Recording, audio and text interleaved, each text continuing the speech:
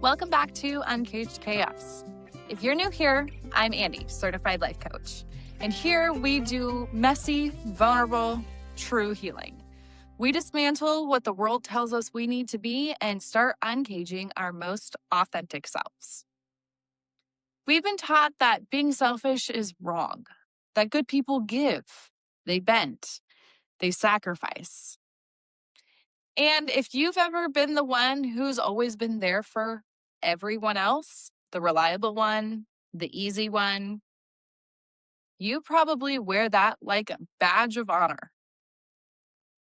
But what if I told you the version of selflessness you've been praised for is actually the reason you feel drained, resentful, and disconnected from yourself?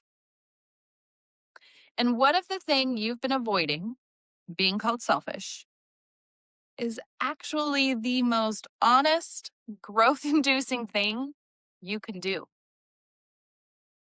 There was a version of me that wore that selflessness like my own badge of honor. I was the one people could count on. If someone was upset, I would fix it. If something went wrong, I would take responsibility even when I had nothing to do with it. If someone needed help, I was the first to volunteer, even when I was exhausted and I had nothing left to give. And for a long time, I told myself that I was being a good person, that I was selfless, and I just cared very deeply. But here's what I didn't see at the time. That wasn't just selflessness.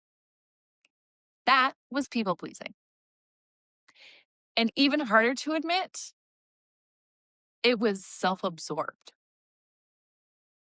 Because when I really looked at it, I wasn't just focused on helping people.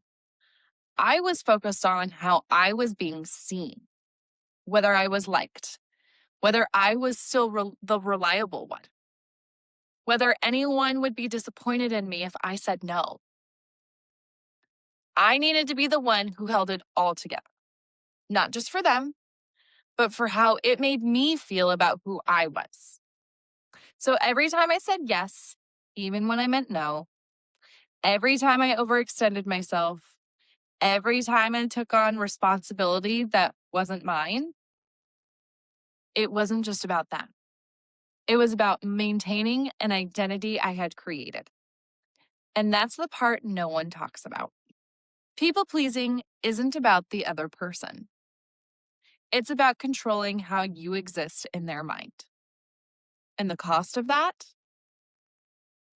I slowly lost any sense of who I was outside of that role. Because if I wasn't the one fixing things, if I wasn't the one everyone could rely on, then who was I? And that question didn't feel freeing. It felt terrifying. Because underneath all of that selflessness was fear. Fear that if I stopped showing up that way, I wouldn't be needed, I wouldn't be valued, and I would just be rejected. So I stayed in it. Not because it was aligned, but because it was familiar and safe. Now let's get something straight. Not all choosing yourself is growth. Some of it is just self-absorption dressed up as healing. Being selfish in a healthy, aligned way means you honor your needs. You tell the truth. You take responsibility for your impact. Being self-absorbed, that's when everything revolves around you without accountability. You ignore the impact. You avoid the hard conversations. You call it protecting your peace when really you're just avoiding discomfort and conflict.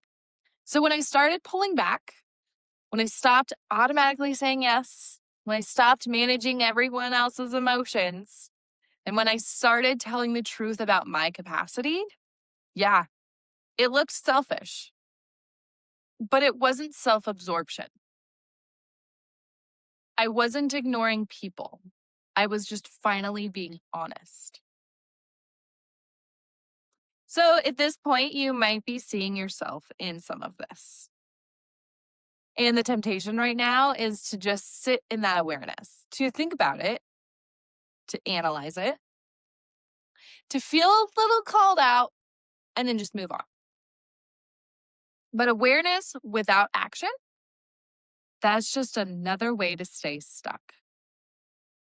So let's actually do something with this. Before we get into this, I want to give you something to hold on to. Empathy without boundaries is just self-destruction. Some of you are realizing right now you've been calling self-destruction love. So how can we kind of transition into this? Pause before you commit.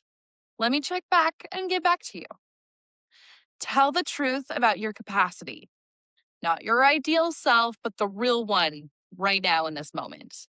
I don't have the bandwidth for that right now. Stop over-explaining. You don't need to justify your boundaries. The more you explain, the more you're trying to control how you're perceived. Let people have their reactions. It's okay. Discomfort doesn't mean you did something wrong. It means something is changing.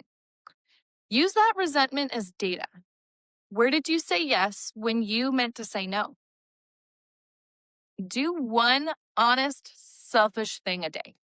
Small choices build self-trust. Being liked has cost a lot of people their identity. Being selfless has cost a lot of people their truth. So if you're choosing yourself feels uncomfortable, if it risks being misunderstood, if it shakes things up a little bit, good. That probably means you're being real.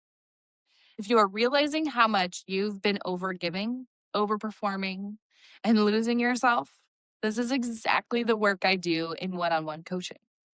Not more awareness, but actual tangible change. I'm opening a limited number of spots. You can use the link in my bio to apply. This is Uncaged Chaos, and it's time to stop abandoning yourself just to be liked. And remember that you were never meant to heal quietly, because all of this is just part of being fucking human.